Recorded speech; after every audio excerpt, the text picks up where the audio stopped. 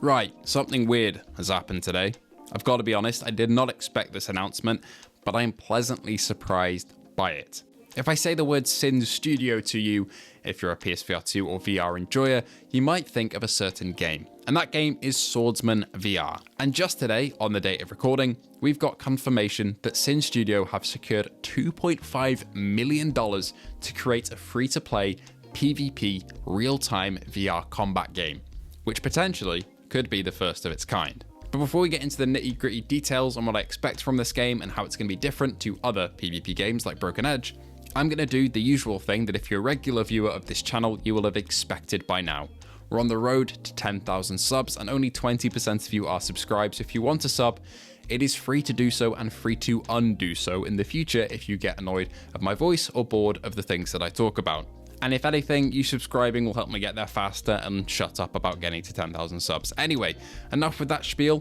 Let's get on with the good old information you're actually here for. Road to VR reported yesterday that Sinn Studio, the Toronto-based indie behind VR swordfighting game Swordsman, which I personally very do much like, even though it's got some little issues here and there, has secured $2.5 million in a funding round, which is slated to propel the studio as it develops a free-to-play new combat game for VR.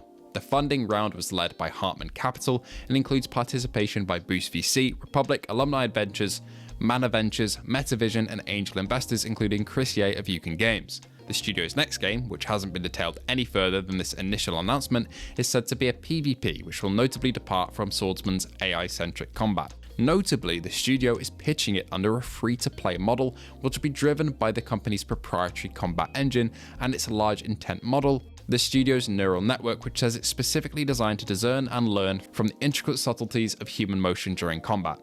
We'll dissect what all that means in a little bit, but for now, let's continue. What's more, Sinn Studio hopes that these technologies will power incredible first-party combat experiences and one day our favourite IPs. Released initially in 2020 on Steam, Swordsman has been since launched on every single VR major headset and has had many updates and a whole deal of success. Now, that's the Road to VR article. Let's break it down a little bit. First things first here, 2.5 mil is a great sum of cash. In the game's development world, budgets can inflate very quickly, but I'm hoping they can do something real with this 2.5 mil that they've now acquired. This might mean that Swordsman VR gets put on hold in terms of development. They've got it in a good place now with a lot of features, a lot of things to do, and a good AI system, which is what they seem to be kind of banking on here as the main thing going forward. Now, the AI in Swordsman started off very dumb, I'm not gonna lie. Back on PSVR 1, they would swing at you, they would block a little bit, and not much else. Since then, we've watched the studio develop the AI to learn from the players' abilities, essentially. It would learn from players' actions, and it would learn to block, to lead you on into attacks, to lull you into a sort of false sense of security, to dodge properly and use speed, to deflect, parry, riposte, you name it, these AI were doing it. Now, they're not completely perfect, and that's assumedly where the improvements are going to come over time, but they were damn good, and they were exciting and fun to fight against. In a way, Swordsman did certain things better than other AI-driven combat games like Blade and Sorcery in terms of how the AI actually acted. I believe Blade and Sorcery is a better rounded combat game altogether, but if you're focusing on just sword combat here, as the aptly named Swordsman is, they're focusing in the right areas, I believe. However, I'm really confused by the fact that they seem to be banking on this neural engine and this combat engine to deliver a free-to-play PvP experience. The progress they made is in their AI and how it reacts to attacks, animations, and player actions. However, PvP would eliminate the need for AI at all. But what I'm assuming here is that the combat engine will be used for this PvP experience, but they may be looking to sell the combat model for the AI-driven stuff to other studios and give them a leg up with their own combat experiences. What I can equate this to is, say, the Wanderer team taking their VRAF plugin for Unreal and selling that out to other teams and licensing it for them to use. That's what I'm envisioning happening here with this combat engine and the AI that they've sort of trained to parry and attack human players. As they said, it discerns and learns from intricate subtleties of human motion during combat, and they want to power first-party games and favorite IPs with this system. That's a big old claim, but if they can back it up, and progress has shown that they can sort of back it up, and they continue on this trajectory in the future, yeah, we could be seeing maybe, you know, a Star Wars dueling game being powered by this if it really goes that far. But again, a lot of this is corporate speak They're going to be pushing this to investors. That's why they've secured this funding, is because the investors like what they see. So it could just be all smoke and mirrors. But personally with these guys, we've seen the receipts. We know they're putting the effort in there.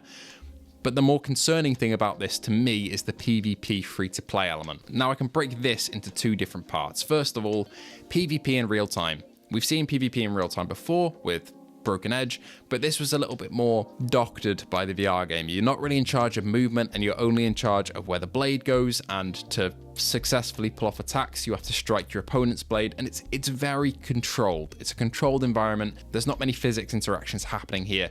It's preset movements that you should be doing to duel and to get the edge up on your opponent. It's not your traditional hack and slash and beating up the other person like you see in Swordsman. If we're going for the swordsman style of combat for this PvP experience, we're going to be looking at probably a more blade and sorcery and swordsman akin style of combat, where somehow you're going to be having these two players, actually clashing swords, which is a hard thing to do since you're not actually getting any feedback in your muscles and in that sword that you're not really holding because it's VR. It's going to be a hard thing to pull off.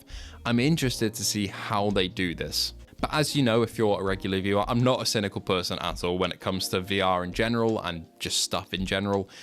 I'm excited for this. I think they're going to pull off something really cool for the PvP that I've never seen before, and I hope they do it well.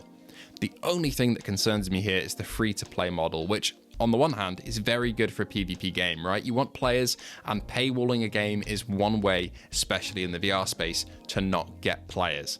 Putting it free to play is going to encourage everybody to at least give it a go, and if it's on every platform like Swordsman is, you're going to get a lot of players there.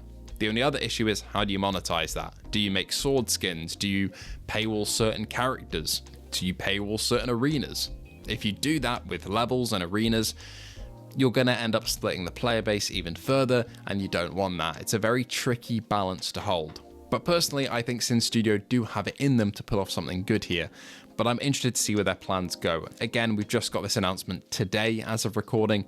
We don't know much, but I've tried to kind of pull apart all of these corporate speak and sentences as well as I can for today's video, and I'm hoping we get some more light shed on this fairly soon.